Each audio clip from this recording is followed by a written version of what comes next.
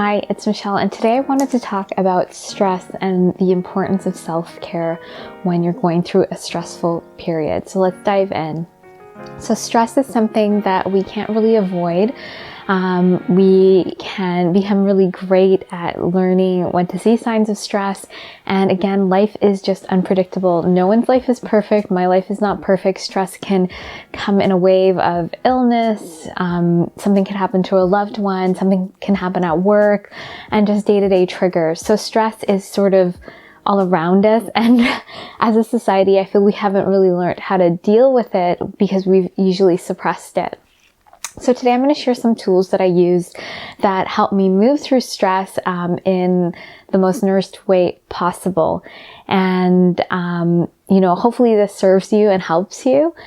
So the first way that I really look at stress is that I look at the emotional level. That is usually top of mind for me, especially the last few years, because the way I eat is relatively good. And so whenever stress sort of is hitting me harder, I look at all of the things emotionally that's going on, and I try to just really sit and be a compassionate witness to all of my emotions.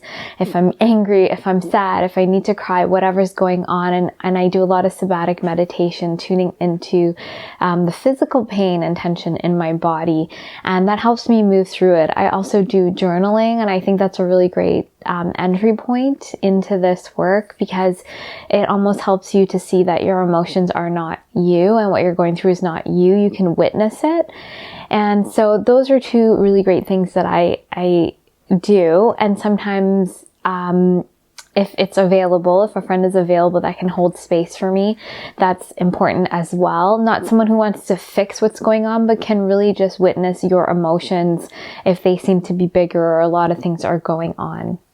The second thing I do is I consciously try to add in more green juices. So I'll at least have one a day. And the reason is that whenever we're stressed, our body is using up a lot more of our nutrients because of the stress response. And so adding in a green juice on an empty stomach is really digestible. The nutrients are bioavailable. There's tons of vitamins and minerals, vitamin C and enzymes, and it's really hydrating. And so this all just helps support our body and nourishes it. The third thing that I do is that my movement changes a bit. So I like to run and I like to lift weights, but when I'm going through more of a stressful period of time, that it almost feels like it's added extra stress. So I reduce the amount of time I do that, and I add in about 1 or 2 sessions a week of just yoga. And I do the yoga at home. I just do YouTube videos, and this kind of helps me really deeply connect with my body. And yoga is also a way to open up the body and the system. If we're stressed, you find you're probably hunched and clenched, and there's a lot of tension, and even your face, everything seems to be collapsing in. And with yoga, you can open up your body and really get to those points of tension in your shoulders or your back or your legs or wherever you're holding it, and to just kind of open up your body and allow more energy to flow through. So I find that really helpful.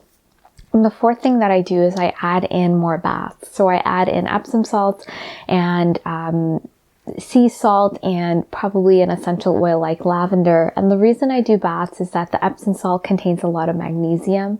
And when we're in a stress response, we lose a lot of magnesium. Magnesium is very calming to the nervous system. We need it for other reactions in the body. But even having a bath with the sea salt, there are a lot of trace minerals, so we're absorbing it through our skin. The water is hot. That helps to expand and open up our system. Everything that we're doing is to support sort of circulation and allowing nutrients to go throughout the body, because again, with stress, we tend to clench and close up. And so those are sort of the things that I do. The 4 things that you could look at to try to add in 1 or 2. And over time, when you're going through a more stressful period, you have sort of this toolkit. So I'm just going to recap a little. So the first thing I said was looking at your emotions. The second thing is adding in more nutrient-dense foods, and in this case, more green juices. The third thing is kind of having gentler movement, and the fourth is having baths. So I hope this has helped you. Usually if we're able to sort of support and nourish our body, we won't jump into unhealthy coping mechanisms, because we're actually supporting and nourishing the body from the inside out. So I hope this video has helped you. Please be sure to leave a comment if you have any comments or questions, and please be sure to like and subscribe if you haven't already. And I look forward to sharing more with you, and I hope you have a great day. Bye.